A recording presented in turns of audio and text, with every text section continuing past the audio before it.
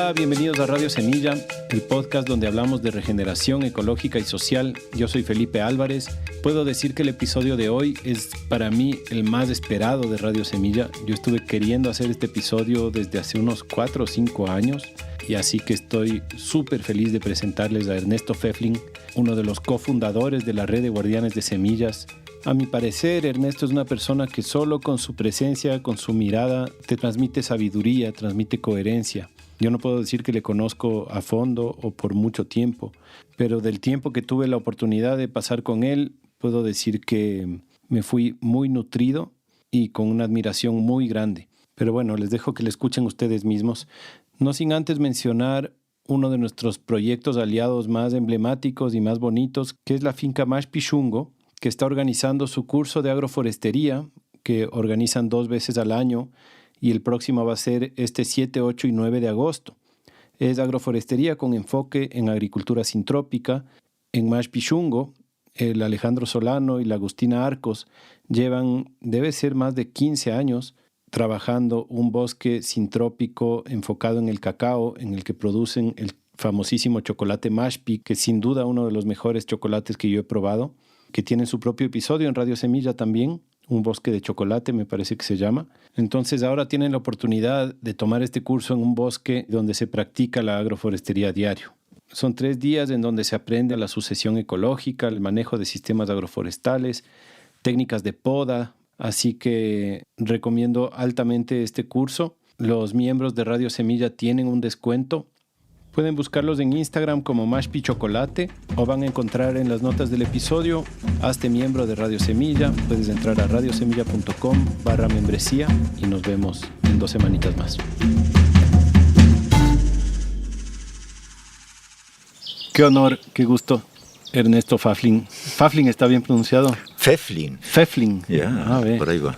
Bueno, bienvenido a Radio Semilla. Es un gustazo y un honor tenerte aquí en estos micrófonos. ¿Cómo estás?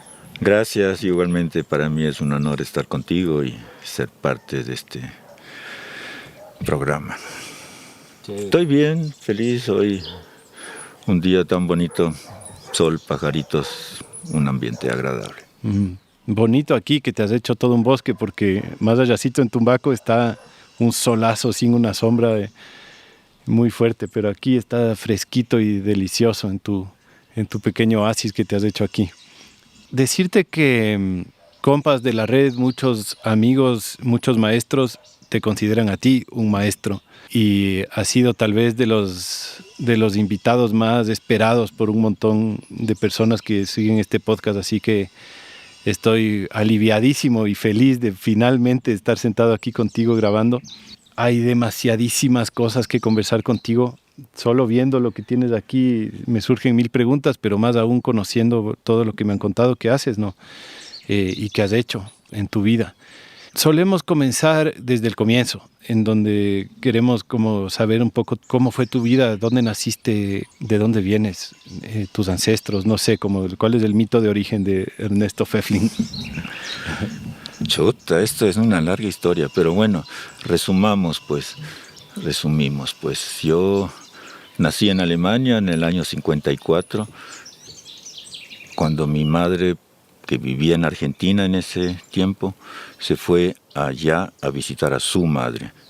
Año 54, Alemania Oriental, pues había una frontera, la abuela vivía allá, pues no fue tan fácil llegar donde la abuela, pues finalmente la abuela salió, se vieron, pues, y mi madre, pues que en realidad había querido regresar para el parto a Argentina, pues ya no regresó, sino que dio a luz en Alemania. Enero, invierno, frío, pues 2 meses después, en marzo, con mi madre y mis 2 hermanitas, que tenían 3 y 5 años, en el barco de regreso a Argentina. Llegamos allá, ahí crecí. Mi padre trabajaba en el campo, en una estancia, administraba cultivo de maní, trigo, diferentes cosas, ganado también tenían, hasta los 14 años. ¿En Argentina? Ahí en Argentina. ¿En qué ciudad? En la provincia de Córdoba, en el campo, fuera así. O sea, en el centro del país más o menos. Los últimos años estuvimos en Salta, en el norte argentino. Salta, la linda región que recomiendo a cualquiera, es muy lindo allá. Entonces, a los 14 años, por circunstancias, mi papá se tomó un trabajo en Alemania, pues en el 36 salió él, ¿no? 68, son 30 y tantos años. Fuera de Alemania, él tomó un trabajo en Pan para el Mundo, fue el responsable para Latinoamérica, hacer proyectos de desarrollo aquí. Y bueno, mamá y yo le seguimos, después mis hermanos, tengo 3, también en este año 68 todos regresamos a Alemania. Yo en Alemania hice mi bachiller, apenas terminé, corrí a Argentina porque allá quería estudiar. Se me complicó porque los argentinos no reconocían el bachiller alemán, entonces volví a Alemania, busqué la carrera de agricultura más corta que me diera un título de ingeniero agrónomo, encontré 3 años y lo hice. En Kassel estudié esta agricultura internacional, o sea que era o tropical, café, cacao, los cultivos tropicales, eso es mi formación profesional académica. ¿En Alemania, pero? En Alemania. Cultivos tropicales, pero te enseñaban en Alemania. En Alemania, esto era la escuela antigua de las colonias, pues. Antes de ahí la gente, los alemanes que vivían en las colonias en África mandaban a sus hijos a estudiar ahí, pues. Entonces estos tenían esto y una de las especializaciones era el desarrollo social, o sea, lo que es la cooperación. Yo me metí en ese rubro, había, o sea, lo que es cultivo de plantas, cultivo de animales o economía social. Yo hice economía social y después de terminar la carrera hice servicio social, o sea, como un voluntariado aquí en Ecuador. Vine por 2 años al Carchi en lugar del servicio militar, porque no quería hacer el servicio militar. El gobierno alemán ofrecía esa opción, 2 años de servicio social fuera del país. Entonces eso hice, vine a hacer aquí pues con la intención de volver a Argentina, pero hasta el día de hoy aquí estoy. Ah, sí, desde ese voluntariado ya te quedaste. En el 78 vine el 3 de enero, pues sí, a El Ángel. Ahí estuve 1 año y medio en El Ángel, después estuve en Cayambe casi 4 años, con el Centro Andino de Acción Popular, el CAP, levantando ellos habían comprado unas 10 hectáreas y lo transformamos en una granja experimental con vivero, con animalitos, así, con la gente, tratando de replicar las tecnologías de los mismos campesinos y buscando formas con ellos de tal vez cambiarlo, mejorarlo, optimizarlo, complementarlo, así. ¿Y por qué escogiste Ecuador?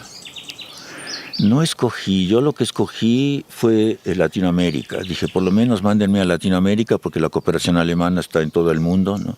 Y bueno, era como lógico, yo dominaba el idioma, pues conocía la cultura, pues, ¿no? Entonces que me mandaran algo. El primer proyecto que iba a salir, al que iba a ir, era la Universidad de Piura, en el Perú, pero en esos días, pues, un voluntario aquí fue expulsado por los terratenientes del Carchi. Le hicieron una denuncia y tuvo que salir en 24 horas del país. Entonces me pusieron a mí en el lugar de él, pues, para darle continuidad al trabajo de este joven, pues. ¿Y proyectos en el Carchi habrán sido estos proyectos de mejoramiento de la papa y toda esta onda que había en el Carchi, o por qué allá? Por eso y porque apoyaban a un joven campesino de allá, de La Libertad, Mesías Tatamuez, tal vez te suene. Ajá. Entonces él era mi contraparte, pues. Entonces el proyecto en sí era un financiamiento de Pan para el Mundo para hacer mejoramiento de cultivo de papas, pero sobre todo para hacer un proyecto porcino para generar recursos para esta organización de segundo grado, la UNOCAR, cuyo dirigente era el Mesías Tatamuez. Entonces eso era el papel que decía que yo, pero en todo ese año y medio, pues a nadie de los compañeros con los que yo trabajaba le interesaba el proyecto de los chanchos, ¿no? Entonces más mi labor fue esto de, bueno, cooperar en la producción de las papas. Eran 17 comunidades que atendía o a las que visitaba yo, que formaban la UNOCAR, pues, y la mayoría eran paperos, sí. También había en la Concepción, en la parte más caliente, había gente que cultivaba tomates, yuca, caña de azúcar. Y luego Cayambe. Y luego Cayambe. Cayambe, que sí, era otro tipo de cultivo, ¿no? Todo, básicamente cebada, trigo, papas, habas, ¿no? De lo que había acá, pues sí. Y entonces ahí pasaste los primeros 6 años más o menos trabajando en esos proyectos. Hasta el 83, sí. 83 nació mi hijo, pues en el 81 conocí a quien es mi pareja hasta hoy, Cristina. ¿Le conociste aquí a Cristina? En San Juan, en el barrio San Juan, en Quito, sí. ¿Y ella también es alemana? Ella viene de Austria. Ah, es austríaca. Y estuvo aquí en los años 76, 77 como cooperante, trabajadora social en Cuenca, en una correccional juvenil. Y en el 81 ella decide como meterse otra vez en la universidad y antes de eso se toma una vacación acá al Ecuador, pues ahí nos conocemos y nos cambia la vida a los dos porque yo que iba a terminar el año siguiente mi contrato e irme a Argentina, pues me quedé aquí y ella que iba a volver a Austria y estudiar su abogacía no lo hizo y también se quedó aquí. Uh-huh. Entonces 83 nace nuestro hijo, pues, y ahí se acaba la cooperación también, ¿no? Para mí, 83. Y ahí empezamos a hacer jamones, pues, ahí viene la charcutería, pues, ¿no es cierto? Compramos con mi cuñado que le habían expulsado de Bolivia, vino con mi hermana a vivir acá en Tumbaco, se alquilaron una casa, nosotros también nos vinimos a Tumbaco y comprábamos chanchos, los faenábamos, hacíamos jamones y morcillas y paté y cuánta cosa se puede hacer del chancho y a vender en Quito, pues. Y eso lo hicimos, digamos, con ellos unos 2 años, después ellos se regresaron a Bolivia, pues. Y de ahí unos 6 años más lo seguí haciendo yo, pero ya no matando chanchos, sino comprando la carne en el camal y solo elaborándola, pues haciendo los jamones y salames y eso, bueno, sí, de eso vivimos esos 8 años. La Cari Damer me decía que el jamón que ha probado de ti es la cosa más increíble que uno se puede imaginar. me quedé con las ganas. ¿Sigues haciendo charcutería? Y no, pues hace algunos 6 años he dejado de comer carne, pues, del todo, pues, y entonces también he dejado de hacer los jamones. Para expandir más en ese tema, si quieren escucharle al Chelo Jaramillo, que me dijo que tú le enseñaste a hacer charcutería. Eso fue chévere, fue lindo proceso con él, claro. Él vino un día, pues, y me dijo, y si no quieres, yo dije, dale, y matamos unos chanchos juntos, pues, así como yo también aprendí de un charcutero, pues, ¿no? Ajá. Matamos juntos, elaboramos juntos, y él sigue haciendo, entiendo, sí, ¿no? Sí, tenemos un episodio con él, que se llama... Bueno, no me acuerdo, pero es un episodio sobre charcutería con el Chelo. Sí, sí, hace un año o un poco más. Sí, tal sí, vez. algo así. Ajá. Sí. Ah, entonces ahí hiciste charcutería. ¿Y ya estabas aquí en Tumbaco? Ahí ya estaba en Tumbaco, sí, por aquí cerca de donde vivo ahora. Ahí alquilamos una casita de tapial, pues tenía 60 años esa casa y tenía 4 cuartos, no tenía puertas, 1000 metros cuadrados de terreno, pues. Ahí nació mi hija, un año después de que vinimos acá solitos, nos tocó a mi Cristina y a mí a recibir esta niña porque no dio tiempo a nada, pues, pero fue muy bien. ¿Nació en la casa? Nació en la casa, pues, y a las 11 de la noche me fui a traer una médica acá del pueblo, una obstetra, y le cosió porque se había desgarrado, pues, y ya le llevé a la casa, pues nos tomamos un vinito cerca de la medianoche y al día siguiente Lorenzo, nuestro primer nacido, vino, tenía 1 año y medio, y dice, pues ahí está el bebé, feliz, ¿no? Todo estaba en orden. Eso fue así, sí. ¿Cómo era Tumbaco en los 80s? Mira, Tumbaco, ¿no es cierto? Empedradas las calles todavía, angostas. La bajada de Quito era como lejos, era como irse al campo, ahora y más hacíamos, ¿no? Camino sinuoso de tierra oscuro, casas de adobe, de tapial, un pueblo medio dormido, pues, pero justo en esos años empezó a cambiar totalmente. La casa en la que alquilamos en Tumbaco, pues, un día empezaron a advertirnos que van a correr la vereda de un lado, era una casa esquinera, pues. Entonces primero la Gonzalo Pizarro es la que le ampliaron la vía, pues. El dueño de casa tumbó el muro que daba a la calle y lo metió 2 metros más adentro. Le achicó la casa por ese lado. Y un año después vino la otra calle y nos rebanaron por el otro lado de la casa también, pues. Así, o sea, sin miedo, sin A mí me dolió un poco, porque esas casitas viejas que estaban buenas, enteras, sino que eran viejas, pues no eran modernas, eran de tierra. El 80% fue al piso, se acabó con estas amplias. Porque también el señor dueño de casa nuestro, pues, después que salimos de ahí, ¿qué iba a hacer con esa casa mutilada? Pues, ¿no? La tumbó, pues, puso una farmacia y bueno, los aguacates también marcharon. Todo se urbanizó esa parte donde vivimos en ese entonces. Fue en esa época, hay mucha gente que en vez de decirle tumbaco le dice tumbagen, justamente porque han habido muchos alemanes y así, o sea, como que hubo en algún momento una población extranjera que se asentó y también ahí comenzó a nacer todo este movimiento un poco más, no sé, agroecológico, alternativo. ¿Fue por ahí o cuál es esa historia? Tal vez, no sé, sí había uno que otro, pues en Cumbayá estaba el Pepe Urabel, pues que fue como el cofundador de ProBio o el que inició este movimiento de ProBio. Había un suizo también, sí, el Tonino Zellweger, pues él era un agroecólogo, chica, sí, al 110%, también vivía en Tumbaco, ¿cierto? Había algunos personajes acá en ese sentido, pero eran aislados, diría yo, ¿no? El Pacho Gangotena estaba en Puembo, ¿no es cierto? O luego cayó en Puembo, pues, ¿no? Entonces eso como que no era Tumbaco, pero era el valle, ¿no? Tal vez lo que teníamos en común, y por lo cual nos reuníamos a veces aquí, y bueno, ahí en ese entonces surgió ProBio. 2003 creo que fue, o 98 creo que fue ProBio, la primera. Ya, entonces ya se comenzaron a tener sus guaguas aquí. Tú ya hiciste, digamos, ¿cuándo te asentaste en tu finca? Aquí vinimos en fines del 2000, no del 2000, del 90. Ah, ya. ¿87 no me dijiste antes? 87 compramos el terreno. Ah, ya. Y en el fines del 90 estuvo lista nuestra casa. Los primeros días de diciembre vinimos a vivir acá, pues. Y desde ahí estamos aquí, digamos, sí. Esto era comedero, la parte superior era solo una pradera para las vaquitas del don Segundo Díaz, el anterior dueño. Después venía un potrero de maíz que no era más alto, o sea, no llegaba al metro, a la mata más grande.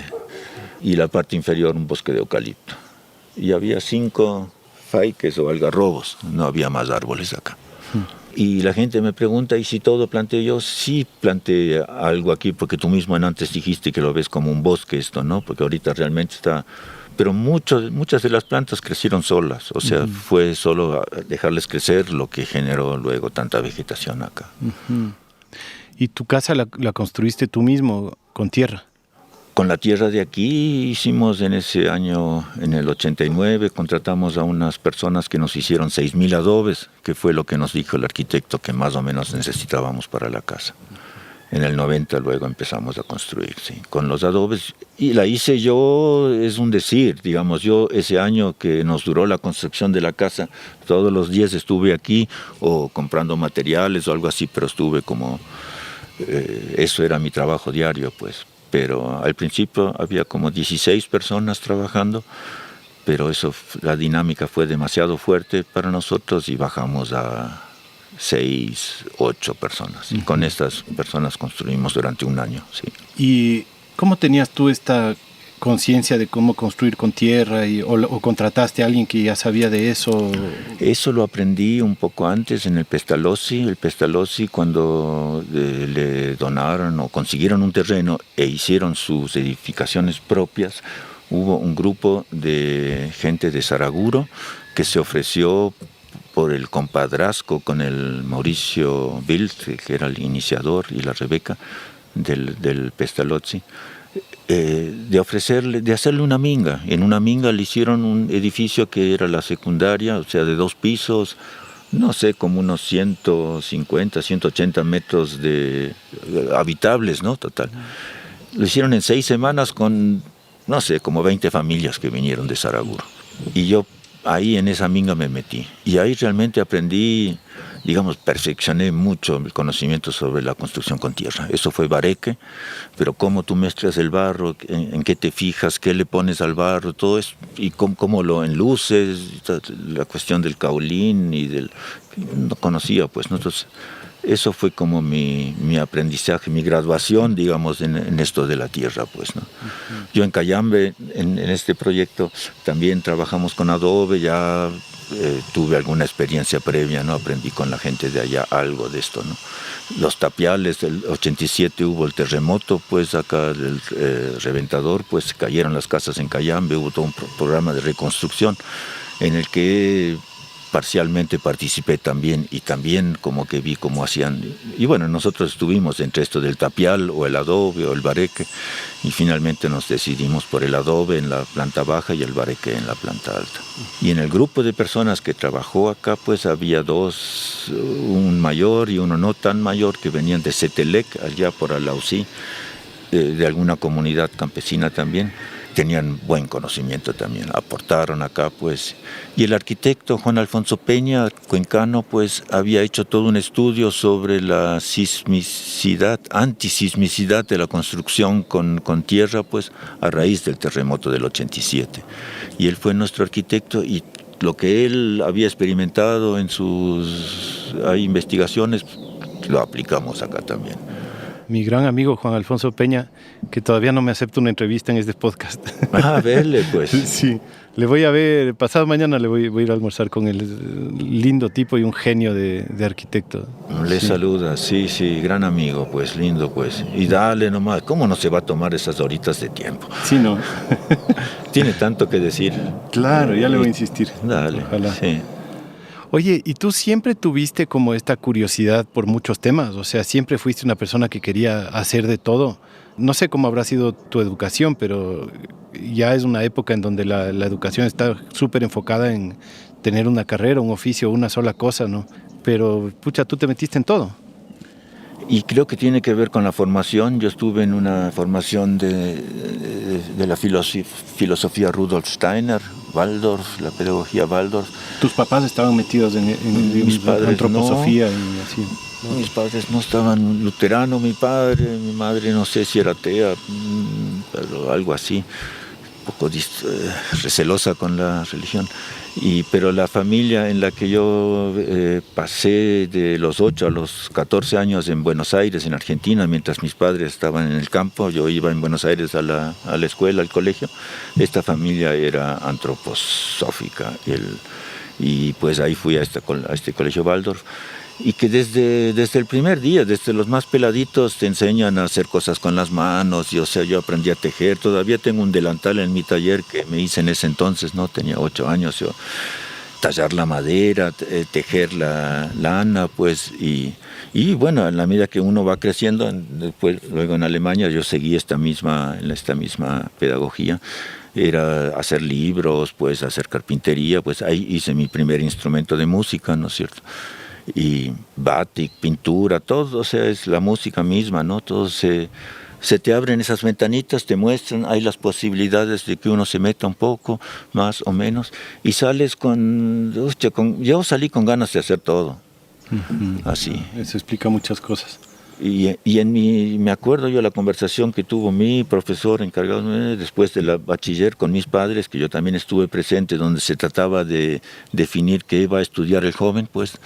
Entonces, claro, me preguntaban así directamente. Yo dije, no sé, estoy entre agronomía y medicina, ¿no? Y mi profe dijo enseguida, agronomía, porque para medicina no te da el bocho.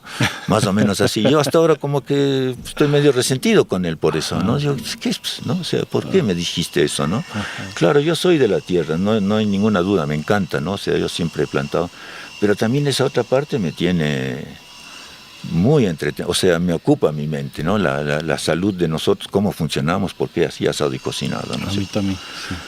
Pero en ese entonces, esa opinión muy clara de este doctor Ripman, este profesor, me puso ahí la riel para ese lado, y para ese lado me fui. Me puse en la agricultura. Sí. Y entonces el Pestalozzi comenzaba en los 80s también, y tú te metiste ahí con tus guaguas también, y ahí te metiste también en temas de educación, ¿o no estabas tan vinculado en ese sentido? En el Pesta no estuve tan vinculado, pues no, o sea, pasé un tiempo, sí, pero esto ya era como años 90 tal vez. Cuando ya mis niños estaban más grandecitos, pasé como medio año que iba una vez a la semana, pasaba un día en el Pesta con algunos padres. Hicimos una pequeña, ¿cómo se llama? Viverito, o sea, arbolitos, ¿no? terracitas así, y los niños a veces venían, a veces no, algunos sí, así, pero de ahí no me involucré mucho en la pedagogía, eso no. ¿Y la permacultura o la agroecología o toda esta onda del manejo de la tierra? ¿Dónde aprendiste? Bueno, imagino en el Carchi, en Cayambe, una parte, pero después ya permacultura es como más específico, ¿no? Más general, más bien dicho. ¿No es cierto? Es más específico, es más general, que mismo es, las dos ¿no es cierto? cosas al mismo tiempo. Entonces yo, en realidad viene, o sea, la infancia, la escuela, también teníamos cada uno su huertito, había esas clases, ¿no? de jardinería, pues, y todo era con compost, con lombrices, ¿no? Era ecológico. Mi padre, pues, también agrónomo, nunca trabajó con químicos, siempre fue agroecológico, pues, y siempre soñó con tener su huerta, y la tuvo cuando por fin se jubiló, pues, en Alemania, ¿no? Tenía sus 2000 metros y cultivaba para la familia y así, ¿no? Entonces, ¿cultivaba sin químicos por convicción o porque así se hacía a su manera, digamos, en su cultura? Por su cultura, por convicción, porque sí, pues no, o sea, por no envenenarnos, ¿no? O sea, sí, había mucha conciencia de eso, de que la agricultura, que el alimento debería ser sano, pues eso, ¿no? Y que mucho alimento es contaminado. ¿Son generaciones de agricultores? No, mi familia son teólogos, todos son, mi abuelo tradujo la Biblia, se hizo el trabajo de aprender griego y no sé qué idiomas, y la tradujo en el lenguaje de hoy, dijo él, ¿no es cierto? O sea, lo puso en un lenguaje más cotidiano que la mayoría de las Biblias, ¿no? En alemán. Luteranos, dijiste. Luteranos son, sí, y tengo primos por docenas, casi quiero decir, pero que se metieron en psicología, teología, pues, ¿no? En trabajo social, todos van por ese lado. Mi padre se metió en agronomía porque él sufrió hambre en la Primera Guerra, pues, y entonces su pensar de adolescente fue que tiene que hacer algo para que la humanidad no tenga hambre, y eso era la agronomía, cuando él en realidad le gustaban los números, él era matemático, o contable, yo qué sé, le encantaba esto de los números, qué sé yo. Pero bueno, eso fue. En su vejez, pues, se dio gustos con su huerto, sí.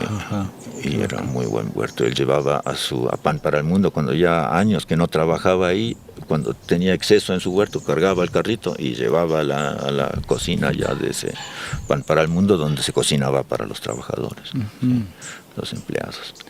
Perdón, yo te desvié porque me ibas a contar de la permacultura. ¿Dónde aprendiste? Lo de la permacultura es algo que un amigo un día vino con un chico de Australia, pues, y le mostró acá y qué sé yo. Bueno, digo, ¿y a qué viene? Pues es que yo le quiero mostrar a este era un permacultor, no me viene el nombre en este momento, tal vez ya me acuerde, pero era uno de los primeros permacultores que anduvieron acá en el Ecuador. Pero no era Bill Mollison. No era Bill Mollison, no. Él vino una vez, creo. Como en 92, creo, algo así. Sí, pero después de que estuvo el Bill, vinieron 2 o 3 australianos acá y estuvieron promoviendo estos talleres, pues, y el Carlos Penagos vino con uno de ellos aquí para mostrarle lo que yo hacía, pues, y él dijo, esto es permacultura, pues, ¿no? Entonces yo digo, la permacultura me llegó a mí, no llegué yo donde la permacultura. Y el Carlos andaba loco con esto de la permacultura, y digo, bueno, pero si el Patrick Handley se llamaba. El Patrick dice que esto es permacultura, pues mira nomás lo que estoy haciendo. No, pero esto y lo otro, y qué sé yo. Bueno, y había un curso de diseño permacultural, entonces él se fue acá en el otro valle y me vino a contar todo esto del diseño. Ya, sí, bueno, chévere. Y ahí nace un poco esto de hacer talleres de permacultura con permacultura tumbaco, le llamamos, PETU, con el Carlos Penagos, pues. ¿Eso fue en los 90 ya? Sí. O sea, el Carlos fue de los primeros permacultores de aquí también, ¿no? Totalmente. Claro. Él estuvo con este Patrick, lo estuvo acompañando para aquí, para allá en el país, por todos lados. Estuvo muy, muy cercano a él, sí. Con él también vamos a hacer pronto un episodio con el Carlos. Dale, tiene su finca en Tumbaviro. En Tumbaviro, vale la pena, es una linda finca, sí. Para las condiciones que tienen allá, también es un poco un milagro lo que ha logrado él ahí. Es muy bonito. Ahorita estuvieron sus hijas. Y entonces comenzó permacultura tumbaco. Y claro, y entonces ahí aprendí lo que es permacultura porque dábamos talleres. ¿No es Enseñando cierto? aprendiste. Enseñando aprendí, pues, ¿no? Ajá. O sea, estos de los principios de la permacultura, que esos principios, ¿no es cierto? O sea, desde la teoría nunca le había abordado, pues, ¿no? Pero ahí sí, bueno, módulo por módulo, entonces, esto del diseño y que la tierra es casi más importante que nosotros, o es más importante que nosotros los humanos, ¿no? O sea, más la permacultura prioriza la tierra, ¿no? Hay que cuidar la tierra, pues, ¿no? Porque de ahí nos alimentamos, de ahí venimos nosotros. Ahí aprendí lo que es la permacultura, y mi conclusión, en el fondo, es que es como juntar los elementos de lo que antes se llamaba agricultura orgánica, biológica, biodinámica, como tanto nombre le ponían, ¿no?, a lo que era la agricultura natural normal, digamos, ¿no?, la forma de cultivar la tierra antes de que se empezara con tanta tecnología y químico, ¿no? Y lo que, digamos, el aprendizaje, digamos, que me quedó es, que nunca antes lo había visto así, de la permacultura, es que es la forma de sacar algún provecho de la tierra para el consumo de uno, para la sobrevivencia de uno, pero con la menor incidencia posible en el entorno, pues, ¿no? Eso, o sea, de conservar el entorno al máximo, pues, ¿no? Fomentar eso, porque la naturaleza no hay quien le gane, pues, o sea, ella es la que mejor sabe cómo se genera, cómo se mantiene, ¿no es cierto? Y aprovechar ahí pequeños espacios para, bueno, cultivar tus papas o tus tomates, tu lechuga, tu perejil, pues, ¿no? Pero sin que esto sea, o sea, que sea lo menos invasivo posible, pues. Ese aspecto no le había visto yo antes así, de esa forma, ¿no? Y una cosa que decía el Javier, que también me gustó siempre, era que visión permacultural es que ojalá tu terreno, el 70% esté entregado a la naturaleza, pues, ¿no? El 70% le dejas ahí y te permite sacarle el jugo al 30%, ¿no es cierto? O, bueno, aprovechar ahí. Pues vas moviendo, ¿no? Pero que la gran parte de lo que tú cultivas, del terreno que tú cultivas, que está bajo tu responsabilidad, tú le dejas en realidad en paz. Eso digamos, es algo que no había escuchado antes de los diferentes conceptos que existen sobre la agricultura no química, ¿no? Y el diseño como tal, bueno, es algo que, bueno, sí ayuda, pues, pero sinceramente yo aquí en mi finca no he aplicado el diseño de la permacultura, ¿no es cierto?, sino que se ha dado por la vivencia aquí, pues, ¿no? O sea, que el huerto no está abajo en la quebrada, es porque no quiero ir siempre abajo a buscar mi lechuga, ¿no? Está acá al lado de mi casa porque es lógico que hay. Claro, son como pautas que ayudan mucho a las personas nuevas, pero que las personas que tienen una noción porque han vivido eso es bastante lógico, ¿no? O sea, dónde pones las gallinas, dónde pones la compostera, dónde pones el huerto, es en función de cómo vives en el campo, básicamente, ¿no? Pero sirve mucho para la gente que, los neocampesinos, digamos, como yo, que no teníamos idea porque no vivimos eso, y cuando quieres comenzar tienes como unas buenas pautas de alguna forma, ¿no? Pero igual a mí también me pasó que cuando, digamos, yo sí estudié mucho permacultura antes de comprar nuestro terreno, y el diseño, creo que me sirvieron muchas nociones de diseño, pero realmente siento que ha sido más útil como la vivencia y la intuición de cómo vas sintiendo que la tierra quiere que pasen las cosas, más que de la cabeza ponerle, no sé. Bueno, la permacultura igual profesa eso, ¿no? La intuición y la observación. Totalmente. Pero claro, después el verdadero diseño, como se ve en la finca, no cuadra tanto con los diseños teóricos que uno ve en los libros de permacultura, ¿no? Sí, ajá, así es.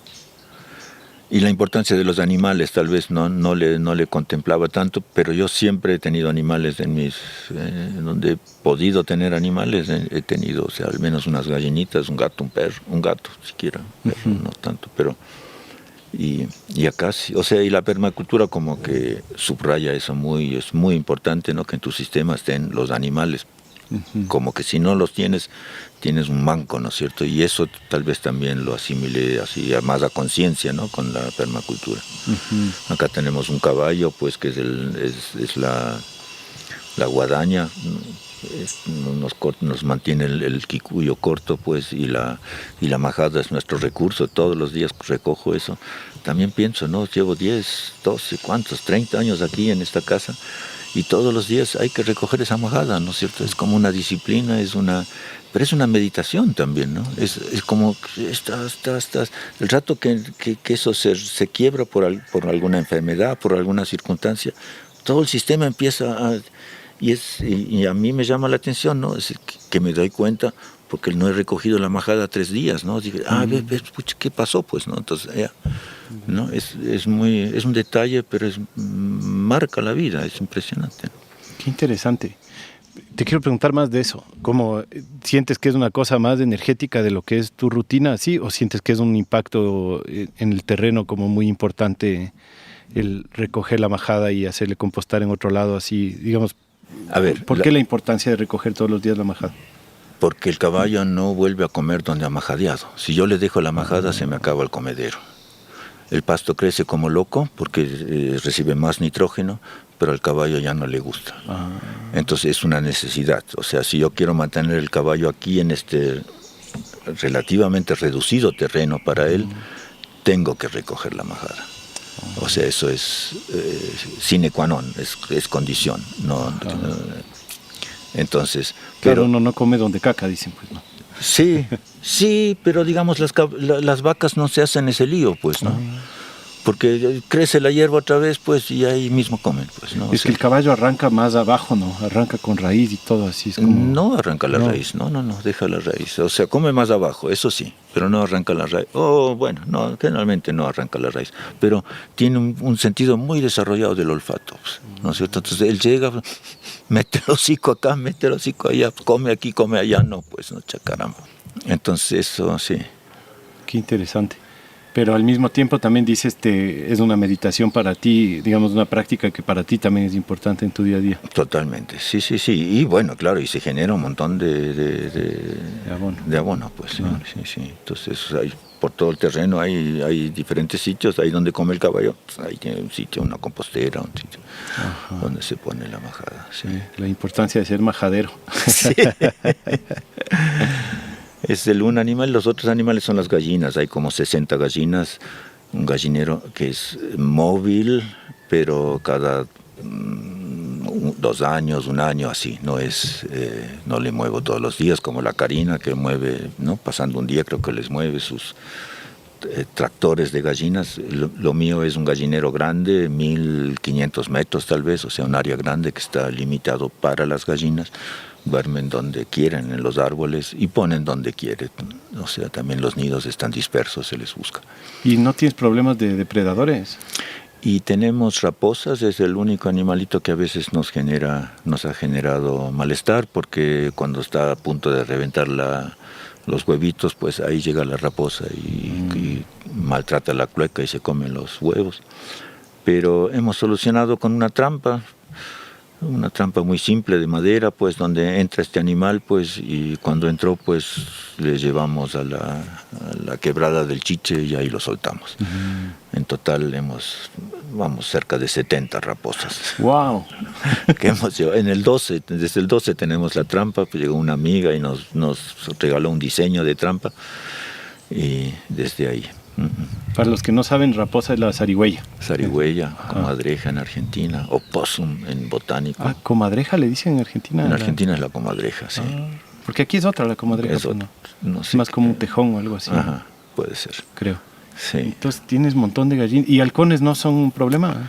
El gavilán viene pasando un día, a veces todos los días. Tengo un perro chiquito, se llama Juguetón. Cuando viene el gavilán, cuando le oye al gavilán, se pone a aullar como perro del desierto, no sé, y así tenemos escándalos, ¿no? Las gallinas alborotadas, del gavilán que chilla y el perro que aúlla, pues, ¿no? Pero sí, de vez en cuando se pela alguna gallinita, algún pollo, sí hemos tenido, pero dentro de todo no es grave. ¿Y tienes gallos también? Tenemos algunos gallos. No defienden. No, pues frente al gavilán, pues desaparece todo el mundo, o sea, a la vista no se ve gallina, se les oye cacarear ahí entre los arbustos y las matas de café o donde se recogen, pero nadie sabe enfrentarle, pues, no. Y a veces, bueno, lo que he encontrado son gallinas comidas, o sea, queda el espinazo, le comen la cabeza, todo, le comen hasta la pechuga, ¿no es cierto? Es el chucurio, ¿no? Ese es el gavilán. Ah, ¿en serio? El gavilán, o sea, le dejan huesito, o sea, tú ves que le pela toda la carne, ¿no?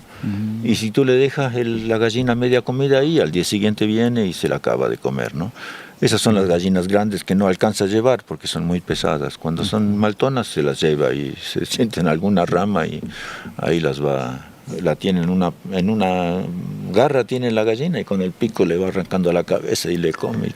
Es impresionante ver cómo vuelan las plumas por aquí y por allá. Y él feliz ahí comiendo. Pero es parte del ecosistema, ¿no es cierto? Es lindo ver el gavilán, me encanta verles, ¿no es cierto? Y como ahora hay una cría, ¿no es cierto? Viene con la cría. Es la cuota que toca pagar al gavilán. Sí, claro. Y no es mayor. ¿Qué es la importancia también de tener un buen número, no? O sea, si tienes 50, 60, todo bien, pues de vez en cuando se ve bonito el gavilán. Si uno tiene 4, ahí sí... Ahí cambia. Ahí sí duele. Sí. Ajá. Pero a mí también me gusta más eso del gallinero abierto, ¿no? Y que ellas vivan libres y suban a los árboles. Porque a veces los tractores de gallinas a mí me dan no sé qué, como de que no puedan volar, que no puedan moverse mucho. Y eso es bonito, la canina cuando yo le conocí, estos tractores tenían, no sé, 50 centímetros de alto tal vez, y hace algunos años les cambiaron, pues, ¿no? Ahora se ven como tipis. Sí, son unas pirámides así. Unas pirámides que tienen, no sé, 4 o 5 metros de alto, pues, ¿no? Tienen unos palos ahí arriba, pues, ¿no? Entonces, por más que el espacio es bien limitado, por lo menos pueden darse un brinco, ¿no? Y volar un poquito, pues es como, sí les ha cambiado un poco la vida. Sí. ¿Has visto que ahora están de moda esos túneles para gallinas que hacen con malla? Ajá. Pero eso, que es casi la altura de la gallina, Casi ¿no? a la altura de la gallina, sí. Sí, me parece un poco fuerte eso. Sí. ¿Y tienes más animales? Bueno, hay los 4 gatos, que son importantísimos también, porque siempre hemos tenido problemas con roedores, pues, y los últimos años no, pues, porque los gatos ya son grandes, ya no se mueren, pues. Mi vecina que tenía chanchos y por eso tenía ratas y les ponía veneno, y mis gatos que comían las ratas envenenadas se morían, pues. Eso terminó con la muerte de la vecina, hace algunos 10 años tal vez que se murió, y desde ahí realmente los gatos controlan eso, no tengo problemas con roedores. Y claro, de vez en cuando también se comen un colibrí o una tórtola, así es la naturaleza. Su parte también. Su parte. Y después el perrito, el juguetón, que es muy importante porque sí nos han visitado en años pasados a menudo los amigos de lo ajeno y se han llevado alguna cosita, otra cosita, pues, y este perrito es muy bueno, pues. Buen guardián. Es muy guardián. Buena alarma, más parece. Más que... Gruñe, sí. Muestra su único colmillo que tiene y la gente le tiene. Entonces es una maravilla. Sí, y es muy económico. Tú ves, es chiquito, pues, ¿no es cierto? Come muy poquito y es fiel. Es un lindo perrito. Y me imagino que tienes visitas de animales silvestres montón, porque no alrededor no hay tantos lugares como este, pues no. O sea, has de tener un montón de aves y de animales chéveres que asoman por aquí. Aves, hay el inquilino que tengo aquí, el Juan Freile, que vive ya cerca de 20 años aquí, es ornitólogo. Entonces él ha catalogado 83, creo, diferentes aves acá en estos años que él estuvo, que él está aquí. ¿No Bastantísimo. Es un montón, pues, y claro, algunos ya no vienen, otros están nuevos. Esto es como una rotación, ¿no? Hay pájaros que no había cuando nosotros llegamos y otros que ya no hay.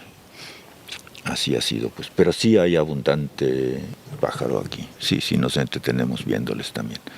O sea que otro de los animalitos que tienes es el Juanito Freile. Sí. Buena adquisición también. También futuro invitado de este podcast. Ajá. Está trabajando en la reedición de su libro, pues, ¿no? Él tiene ese libro sobre los aves del Ecuador, pues, y están haciendo la reedición. Entonces, en todos los años que está aquí viviendo, no ha pasado tantos días aquí en su cuarto, pues, como en este año, porque está metido en esta revisión. Y sí. Qué bien. Y por esas épocas de los 90s y así, ya, digamos, en los 80s cuando compraste esto, me imagino que era campo. Ahora ya estás en medio de la ciudad casi, o sea, Tumbaco se ha hecho una metrópolis gigantesca. ¿Qué problemas te ha traído el acercamiento de la ciudad? ¿Y cuál es el punto en donde ya es demasiado? ¿Cuál es el punto, no es cierto? Entonces el punto en este caso es nuestra edad, que dijimos, nos quedamos aquí, ya no nos vamos. O sea, vamos a defender esto lo más que podamos, mantener nuestro estilo de vida así medio campestre, pues no vamos a urbanizar, no vamos nada. Y mientras eso sea posible, nos quedamos aquí, porque empezar de nuevo en otra parte, como que al menos hoy por hoy no nos faltan las energías, simplemente nos falta, no queremos hacer otra casa, otro gallinero, otra, ¿no? Todo esto está funcionando bastante bien acá. Pues. Hace unos años estuvimos muy cerca de eso, no tan lejos de aquí, pero a la quebrada del Chiche había un terreno que, bueno, ahí era el último en la urbanización, y de ahí la quebrada del Chiche no hay posibilidad de que nadie nos hubiera puesto una casa ahí, pero ya estuvimos como así imaginándonos, y después vino esta reflexión que acabo de mencionar. Fue todo esto otra vez y no. Y lo fuimos a ver este terreno hace poquito y ahora es una tristeza, pues, porque pusieron máquinas, nivelaron todo y pusieron un edificio moderno. Pero así es, esa es la... Es que además de la energía de volver a comenzar una nueva casa y todo, es el tiempo que demora en que los árboles sean así, ¿no? Y que tu sistema funcione y tu suelo sea bueno y así, eso sí es larguísimo. Es larguísimo. Pues. Es una inversión de décadas que has hecho aquí. Sí. Que igual es suficientemente grande para que no sea demasiado agresiva la presión. Digamos, no ves ventanas de vecinos desde aquí. Correcto. En ningún lado, entonces tampoco Correcto. Está tan mal, pues no.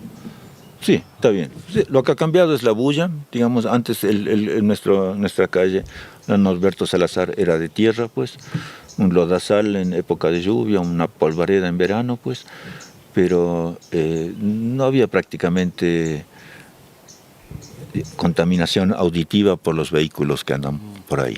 Y esto sí, ahora sí hay esa presencia, ¿no es cierto?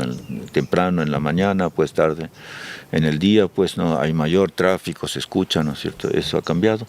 Y las alarmas sobre todo de las casas, también de los carros un poco, pero de las casas sobre todo a veces son tediosas, molestas, ¿no? Y las construcciones y el aeropuerto ahora también que... Y las construcciones, porque siempre traen amigos de los ajenos, pues es como cuando está muy cerca la construcción hay que estar más atento, hay que estar así un poco eso. El aeropuerto no ha cambiado tanto, digamos, porque los aviones, cuando el aeropuerto estaba en Quito, también pasaban por aquí, y ahora está acá en Tababela y siguen pasando por aquí. Entonces, el tráfico en la interoceánica seguramente aumentó, pero ese casi, solo con el viento a veces le escuchamos, pero casi no nos afecta. Y bueno, siguiendo con la línea de tiempo un poco, ya nos acercamos a los 2000 y ahí es donde comienza la red de guardianes de semillas, donde tú eres uno de los cofundadores, ¿no? ¿Nos quieres contar un poco cómo fue esa época? O sea, 2002 es la fundación, digamos lo que pusimos como fecha de fundación de la red de guardianes. Y yo no puedo decir con certeza porque la memoria y el tiempo, pero diría que por el 98 o algo así haya sido pues que este joven Javier llegó a mi casa porque era amigo de Clarita, mi hija, pues. Y en ese contexto él observó que el papá de la Clarita, o sea, yo tenía frascos ahí con semillas, se interesó por eso. Y de ahí él venía tal vez unas 3 o 4 veces al año, una visita muy ejecutiva, muy corta, pero por semillas, ¿no? A ver qué semillas hay, pues dame esto, llevamos tomate, lechuga, una rabanita, no sé, pues.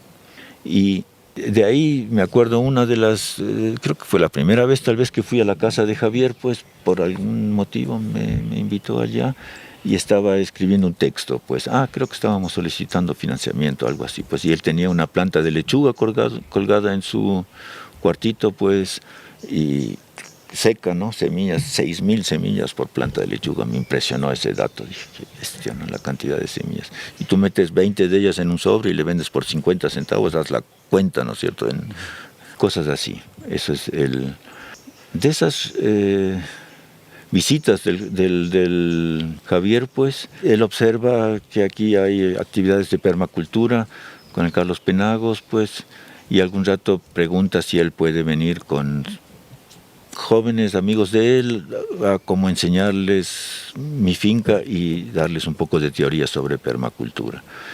Y eso se da justamente aquí donde estamos ahorita, pues estábamos sentados en la entrada de la casa y miramos, conversamos, los primeros talleres. Y de ahí desarrolló esta actividad de dar cursos, de convocar a cursos, dar cursos de permacultura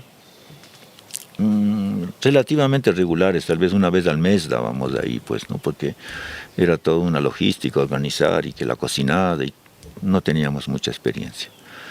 Y de entre estos participantes de los talleres, pues, y el Jefferson Mitchen, él era uno de los permacultores importantes acá, que vino junto con el otro que mencioné antes.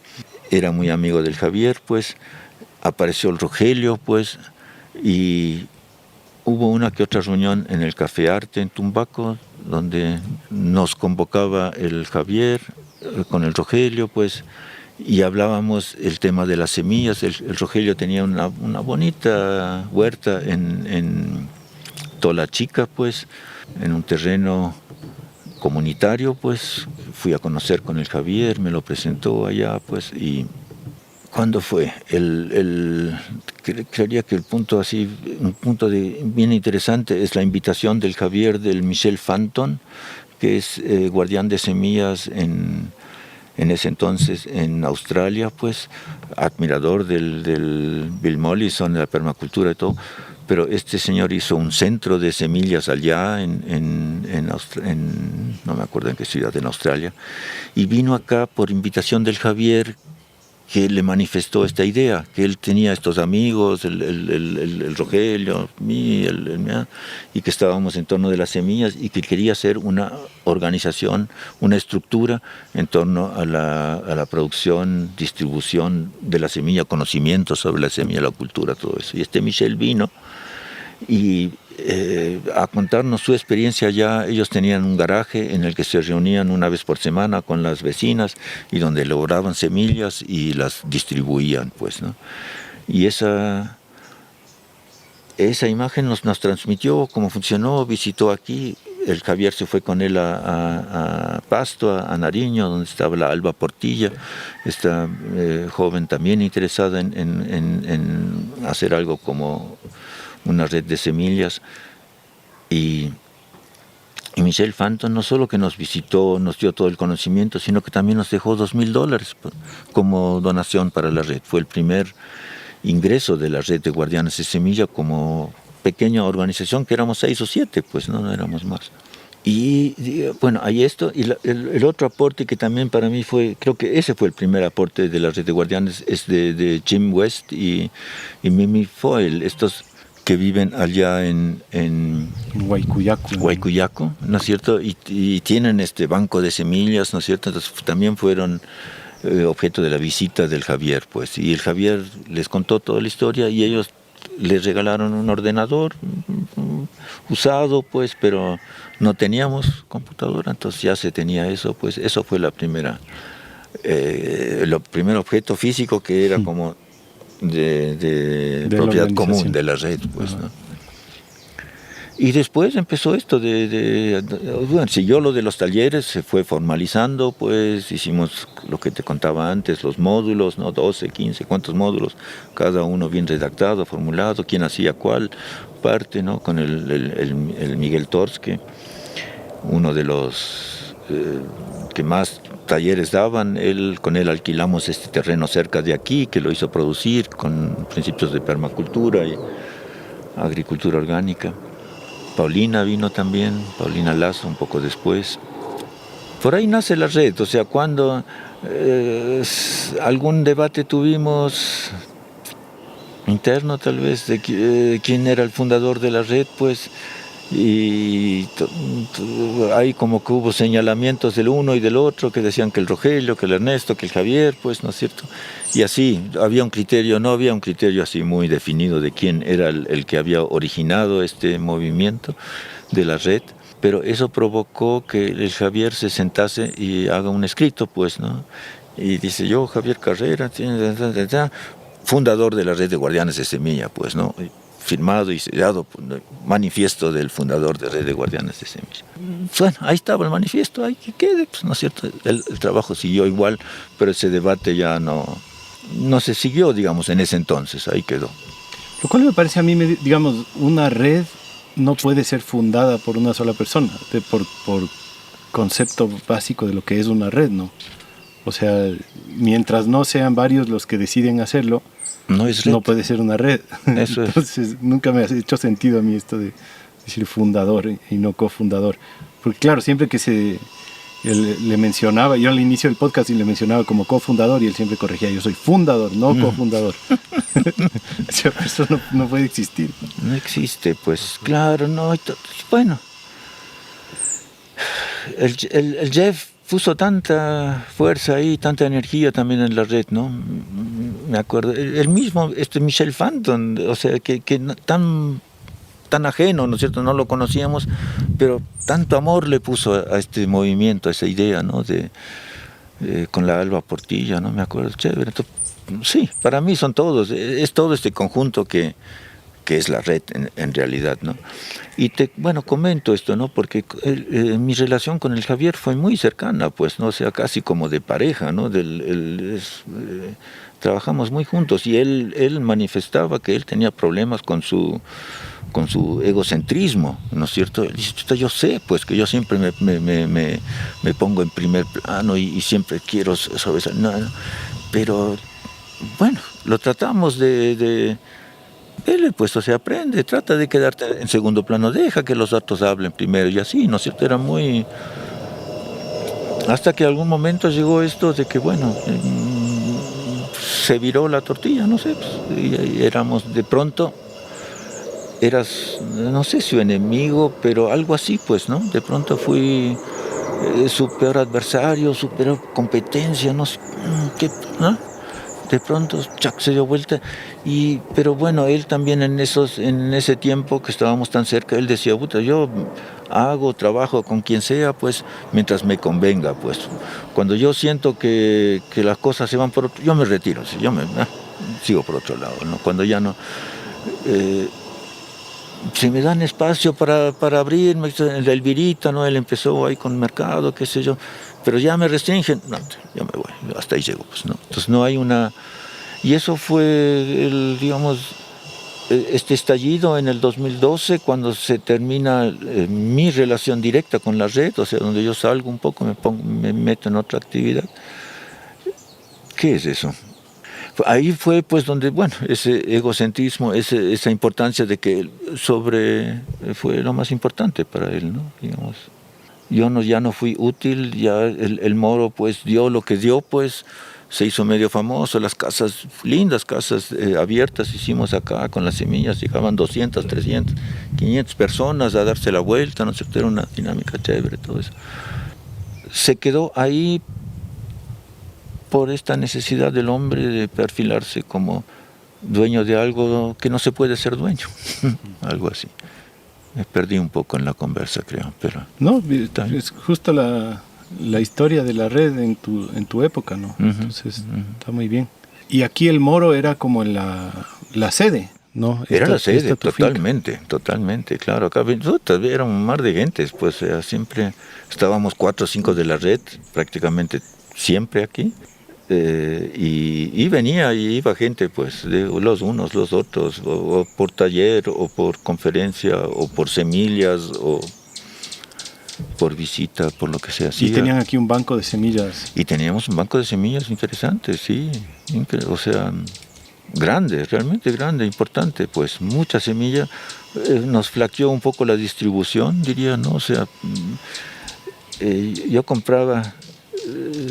o comprábamos funditas para las semillas, ¿no? Para enfundar las semillas en Paco, y el cartón venía con 10.000 fundas, pues, ¿no es cierto? Entonces ese primer cartón que yo dije, chuta, nos va a durar, pues no duró ni medio año, pues se acabó, pues, ¿no? Y no es que todas las fundas llegaron a su destino, eso nos dimos cuenta después, ¿no? Porque empezamos a enfundar las semillas que había, pues, ¿no? Pero si tienes, qué sé yo, 200, 300 de lechuga, pues, ¿no? Y se van 20, 30, y después ya vienen frescas, entonces las viejas se quedan, pues, ¿no? Y así, ¿no? pero en total fueron 2 cajones, o sea, 25,000 funditas de esas que compramos en esos años del 2 al 12, digamos, que se enfundaron, pues. El juguetón en su defensa del territorio. Y los intercambios eran significativos, sí, porque venían 10, 20, 30 productores del país, ¿no es cierto?, con sus semillas, pues, y había una dinámica increíble, o sea, no he vuelto a tener acá esa dinámica, ¿no? O sea, poníamos unas carpas, unas mesas, pues, había feria de los jabones de la FER, artesanía o tecnologías apropiadas de gente de la red, y las semillas, pues, ¿no? Ahí cuando estuvieron los voluntarios portugueses, ya hacia el fin de esta época, ellos hicieron la mesa de las semillas, pues muy chévere, y vendieron cualquier cantidad de semillas, pues, ¿no? Estaban ocupadísimos con eso, sí. La Carla Muñoz también, parte de esa época, ¿no? Carla Muñoz, pues sí, muy activa, pues muy... ¿Y salió ahí al mismo tiempo que tú? Ahí se acabó, sí, para ella también. Carla Muñoz, la Paulina Lazo, el Miguel Torsky, la Fernanda, pues en los talleres, el Gustavo Henao en la tecnología, el Gustavo, el Chelo, el Jaramillo también, ¿no? Uh-huh. En las tecnologías sí había mucha actividad, mucho movimiento, pues. Y bueno, los talleres que se hacía acá siempre eran prácticos, gran parte era práctica, o sea, hacíamos las composteras o el huerto de un día, pues. Un tiempo teníamos la espirulina acá también, entonces hacíamos talleres de espirulina. Gracias por contarnos esa parte. Ha faltado un poco la historia en este podcast, entonces qué chévere irla reconstruyendo. Y en el 2012, cuando pasa todo esto, entonces tú decides, tú me contaste que justo en esa época comenzaste más con el tema de hacer instrumentos, ¿no? Porque eres luthier. ¿Ahí comenzaste a ser luthier? ¿Ahí aprendiste o es algo que reactivaste de algo que aprendías antes? Del 91 al 97 estuve en Cangagua en la cooperación, forestación, plantación de árboles e instalación de viveros, pues. Proyecto súper bonito, me gustó hartísimo con la gente de la parte alta de la sierra y algunas comunidades. Y este proyecto se terminó en el 97, no por decisión de los campesinos o porque debería concluir, sí había que hacer todavía, sino por decisión de la institución para la cual yo trabajaba, la cooperación austríaca. Y me indignó, o sea, me dio otra vez, me salió otra vez ese conflicto que yo varias veces he tenido con la cooperación, de que el trabajo que uno hace aquí no está orientado en las necesidades o las circunstancias de donde uno trabaja, sino que en las necesidades y visiones de quien le financia, ¿no es cierto? Y salí indignado, pues, y dije que no quería volver a aquello. Y las circunstancias en ese entonces era que un argentino vivía cerca de aquí, que era constructor de violín, era luthier, pues, ¿no? Y me fui donde él. Norberto Novek, 97, pues. Me fui donde él, descargué toda mi frustración y dije que me gustaría aprender a hacer algo de lutería, pues. Y ahí empezó unos 4 años, digamos, 2 años que todas las semanas, 3, 4 días estuve donde él aprendiendo esto. Él tenía pianos, guitarras, bueno, tanto instrumento, ¿no es cierto? Aprendí mucho de pianos, aprendí a hacer guitarras, pues, y él trabajaba mucho con violines, entonces también esto de los violines. Ahí nace en realidad esta segunda profesión o vocación mía, ¿no? En el 97. Y que sigue apasionándome, crece, de tanto restaurar. Ahora estoy construyendo violines, me encanta. Todavía me cuesta, sí, estoy aprendiendo, pues, pero es algo que me encanta, me apasiona, me da gusto. Y en el 2012, cuando se da esta ruptura con la red o esta situación conflictiva, coincide con que mi amigo Romy Miller empieza un proyecto financiado por algunos, por Roque Sevilla, por ejemplo, Banco de Producción, entidades acá locales, de implementación de una orquesta infanto-juvenil en la ciudad de Esmeraldas. Y yo tenía muchos instrumentos acá, porque en los años pasados había comprado, pero también involucré a personas en Austria con este proyecto. Mandé unas hojitas y para que juntasen instrumentos. Entonces traía violines de Austria para la Sinfónica de Esmeraldas y ahí sí, ahí como que empezó la dinámica para mí en este oficio, que lo sigo hasta hoy, pues. Entonces para mí no fue fue doloroso en lo personal, digamos. Yo dije casi fue relación de pareja con el Javier, ¿no? Porque hubo toda la confianza, fue tan abierto todo, ¿no? Que cuando hubo esa manifestación que no fue, que fue de él, su esposa, su socio y la esposa, o sea, de estas 4 personas que dijeron, ya no te queremos ver, y mi insistencia de participar en 1 o 2 reuniones más para que me diga lo mismo, que no, sí fue un poco fuerte, pero la gratitud con la que fui recibido allá en Esmeraldas lo compensó, digamos. Entonces, la energía se fue por ahí con fuerza, pues me agradecieron, pues hicimos intercambios, llevamos 30, 40 de ellos a Alemania, trajimos tantos de Alemania para acá, pues no fue todo, hasta que eso también en algún momento se acabó, pues 2016 definitivamente se acabó ese trabajo en Esmeraldas, pero fue muy bonito. Sí. ¿También por temas de financiamiento y proyectos así o...? Por temas de financiamiento de proyectos, sí. ¿Eso era en Esmeraldas o al norte de San Lorenzo? No, en la ciudad de Esmeraldas. Ciudad de Esmeraldas se tenía un espacio alquilado ahí, pues en un 4º piso, todo el piso, pues ahí se daban las clases de instrumentos de cuerda frotada, pues. Y el Romy y su compañera, en ese entonces la Flor, estaban fijos ahí, o sea, todo el día, y los otros profesores venían por días de Quito, ¿no?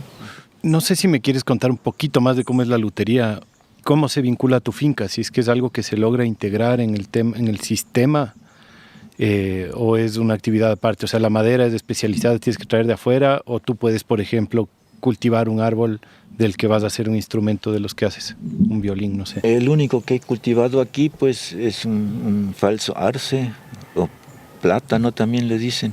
Hay en Quito algunos que sirve para hacer los puentes de estos instrumentos de cuerda frotada. Pero por lo demás, el ébano, arce o el pino abeto, pues son maderas que traigo de afuera, pues. O sea, no se puede hacer con cerezo, no sé, con capulí con nogal o qué sé yo. Y estos instrumentos se puede, pues tengo mi compañero Pablo Vizcarreta, que es luthier de profesión, digamos, estudiado, desde ahí toda su carrera hizo. Él hace con la madera de aquí también, y es lo que le llamamos violín andino, pues, ¿no? Pero la sonoridad es diferente, pues, ¿no? Al instrumento sinfónico. Claro. Entonces, si uno quiere si uno está en la Sinfónica Nacional o de Loja o la que sea, pues viene con un instrumento andino, pues no cuaja, no le aceptan, ¿no? Se necesita con estas maderas. Entonces yo trabajo con estas maderas, pues realmente por ese lado no hay una vinculación directa con lo que yo cultivo acá. Ajá. ¿Y las cuerdas con qué se hace? Y las cuerdas antiguamente se hacía de tripa, ahora son sintéticas y entorchadas con plata o aluminio, oro, así. ¿Y el arco no es con la crin de caballo? Y el arco es con la crin de caballo, de caballos machos, porque las hembras orinan sobre la cola del caballo, pues sobre su cola, pues entonces como que les perjudica a la cerda. Solo caballos machos, y vienen del nororiente asiático, pues Mongolia, de por ahí, los chinos. Ahí están los que tienen los pelos más largos, más firmes, más adecuados. Qué la ciencia, crin de ¿no? caballo, sí. ¿Y tus instrumentos, digamos, produces bastantes, vendes? ¿Es como que te dedicas a eso profesionalmente? Me dedico a eso profesionalmente, pero desde que estoy jubilado, hace 6, 7 años que me jubilé, pues, y tengo un ingreso básico mensual, que me permite sobrevivir bien, no tengo que preocuparme de ese ingreso, pues es sobre todo pasión. O sea, hago por el gusto de hacer, restauro por el gusto de hacer, de restaurar, pues, y de vez en cuando vendo un violín. Sí, hay años que no vendo, estos últimos años fueron buenos, pues sí, se vendió algo más, pues, ¿no? Y trato de apoyar a los músicos, digamos, traigo cuerdas, eso es lo que más he vendido últimamente, pero en las cuerdas no genero ingreso, es más, solo compenso los costos que tengo, pero atrae a los músicos, ¿no? Me permite relacionarme con ellos, pues, y ven lo que hago, pues, y bueno, y ahora están los violines que de tanto restaurar me aficionaron me aficioné por hacerlos, y ahora tengo un señor que me pidió un violín en Austria, entonces ahí es interesante, y otro violín que me mandaron que está tan destruido su tapa que les ofrecí hacer una tapa nueva, están emocionados, entonces estoy haciendo la tapa nueva. Hay un compañero argentino, pues el Juan Bombo le digo porque hace tambores, que viene una vez a la semana, pero él hace su guitarra, quiere hacer una guitarra, entonces viene ahí, trabaja, hace su guitarra. Y el mismo Romy que vive aquí, pues con el que trabajé allá en Esmeraldas, que también construye violines, repara, y nos consultamos, nos complementamos, es una relación muy, muy agradable, pues. ¿Solo violines es lo que te dedicas más o también le haces al cello o qué sé yo?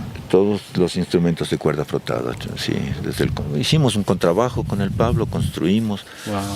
Y chelos y claro, violas, violines, eso. Las guitarras, lo que buenamente puedo hago, porque eso sí aprendí a hacer, pero me cuestan las reparaciones. Más bien delego cuando hay alguien cuando es una cosa mayor, busco a los que han hecho el instrumento o los que saben y delego este trabajo. Pianos a veces viene alguno, pues, y lo que he aprendido, si es que está dentro de eso, lo arreglo, y si no, no. ¿Y tocas también? ¿Eres músico? No soy músico, aprendí la flauta dulce en la escuela, siempre me ha gustado tocar, improvisar, pero es algo más personal que grupal, pues no, poco toco con otros, más es como ¿qué te digo? Como un relajamiento, una terapia para mí mismo, ¿no? A ratos en el taller, pues agarro la guitarra y empiezo a hacerle sonar, o la flauta, o qué sé yo. Pero es como para descansar un poco, para despejar la mente un poco, relajarme un poco. Y hubo un tiempo que nos reuníamos una vez a la semana, entre 4, hacíamos música, sí, fue o sea, todo improvisado, hay guitarra, algún tambor, alguna armónica y así, ¿no? Pero también pasó, ahora estoy solo, no sé, se puede dar otra vez. Qué linda esa profesión, y me llama mucho la atención. Y un par más que te quiero preguntar, porque veo que también, ahorita que me fui por allácito, vi que había un montón de colmenas de abejas. Esa también es otra de tus pasiones. De alguna manera, sí. O sea, eso empezó en la granja de Cayambe, pues, esta granja experimental. Ahí también pusimos abejas. Y antes no había tenido abejas. De niño, mi padre alguna vez me llevó a una colmena que él atendía, pues, para mostrarme cómo era esto de la miel y cómo sale. Y me picaron algunas abejas y, bueno, dije, está rica la miel, pero... ahí quedó la afición. No tan rico el veneno. No tan rico el veneno, más o menos así. Y esta granja en Cayambe, 79 empezó, creo que en el 81 por ahí pusimos las abejas, 2 colmenas. Me puse a trabajar así como acostumbrado. En Alemania al menos se trabaja así nomás, uno no se protege prácticamente, porque la abeja es muy mansa. Pero aquí, después de 2 o 3 revisadas, aprendí que las abejas de aquí son un poco más fogosas, más. Entonces desde ahí trabajo bien protegido. Y lo de la apicultura para mí fue, bueno, allá en Cayambe, para como demostrativo, para mostrarle a la gente y a quien se interese, para que aprendan un poco. Pero después ya, 97 salí de ese proyecto, pero mantuve las abejas durante algunos años todavía. Allá, entonces iba a Cayambe y mantuve esa relación. Y bueno, algunos años, hasta el 2001 que hicimos nuestra casa. En el año 2000 casi no fui a Cayambe porque no tuve tiempo.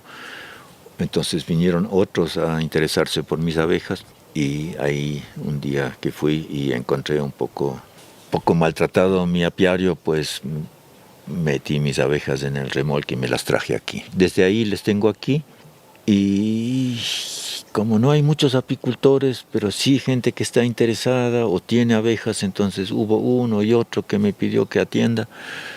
Entonces crecimos, cuando se jubiló mi Cristina, pues ella también se metió en las abejas, entonces atendimos abejas en Calderón, acá donde la Karina, en Palugo, en Tumbaco, en algunas partes creció esto bastante.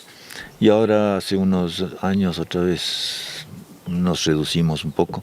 Acá hay unas 10 o 12 colmenas. Este año fue muy rico en miel, muy rico en enjambres. Regalé enjambres, se fueron por aquí y por allá muchas abejas. Y nos gusta, es uno de los trabajos que hacemos así juntos, como la limpieza de la casa que te dije que toca hoy, pero ahí uno hace una parte y el otro hace la otra. Cuando hacemos abejas, trabajamos juntos, revisamos, sacamos la miel, las abejas, centrifugamos, metemos en frascos y así, entonces es chévere pues. Y es otro círculo de personas con las que nos relacionamos con la miel, pues, ¿no? No hay tanta actividad en conjunto, pero sí hay, ¿no es cierto? Vienen por la miel, siempre hay una conversa. Y todos dicen que es la mejor miel que han conocido, pues gracias, qué gratitud. Uno siente cuando, ¿no? Esa es la abeja, sí. Y bueno, todo el equipo lo he hecho yo, pues, hasta hace unos años que, la lutería domina en el taller de carpintería, entonces desplaza a la apicultura, pero como de lo grande que fuimos nos redujimos bastante, también nos queda bastante equipo ahora, entonces no hace tanta falta de construir equipo nuevo, pues nos defendemos con lo que tenemos viejo y vamos muy bien. ¿Y cómo haces, digamos, te agarra una pasión, le das más cancha y te dedicas más a eso y después le reduces, pero le mantienes y luego te dedicas a otra y así? ¿O solo vas sumando actividades? ¿Cómo ha sido? Yo te pregunto más por interés personal porque me sabe suceder. Ya he determinado que son unos 3 años más o menos que me agarra una pasión fuerte por algo y después comienza a caer la motivación y de pronto me agarra otra. Y cuando me agarra, me quiero dedicar solo a lo nuevo, pero lo viejo es un poco lo que desarrollaste que te comienza a sostener. Entonces yo vivo en ese conflicto así como de me interesa todo, toma tiempo hasta que las cosas sean sostenibles y cuando ya comienzan a ser sostenibles la motivación comienza a caer porque aparece otra. ¿Cómo manejas eso tú? Y es como que, sí, claro. Y cuando avanza el tiempo de tu vida, pues, y más se agudiza ese conflicto, ¿no? Porque uno se mete con más pasión, me parece, ¿no? O sea, es como cuando uno descubre, quiere, chuta, y tiene toda la cola en lo que ya está metido, pues. Y entonces reflexionas, ¿y qué priorizo, pues? O sea, ahora, ¿por dónde me voy? ¿Dejo? ¿Me meto? ¿Qué hago, pues? Pero ahí como que hay una división clara de las actividades, en mi caso al menos. Hay aquellas que no puedes dejar. El caballo lo escuchamos a cada rato, ¿no es cierto? Entonces hay que atenderle todos los días, las gallinas, el perro, el gato, el huerto, ¿no? Hay actividades que recoger la majada, ¿no es cierto? Todos los días, disciplina, son 8 minutos, pero todos los días esos 8 minutos ahí están y no se puede, ¿no? Hay que hacerlo, ¿no? En verano las plantas hay que sembrarlas, ¿no? Si no, ¿para qué siembro las lechugas, ¿no? Entonces eso es como, ya te llena mediodía. ¿Cachas? Entonces, y después ya viene la pasión, en mi caso sobre todo por la lutería, pues está subordinada a eso, pues no la puedo priorizar sobre aquello, ¿no? Porque mientras yo viva aquí, en este sitio, en el Moro, y tenga los arbolitos, las lechugas, los animalitos, me siento responsable por ellas, tengo que atenderlas. Primero la base. Primero la base, pues, ¿no? Y las abejas es, bueno, si me descuido de las abejas se me van, ¿no es cierto? Ellas son muy pragmáticas, está llena la casa, enjambran, se van, chao, te encuentras con la casa vacía, ahí está tú.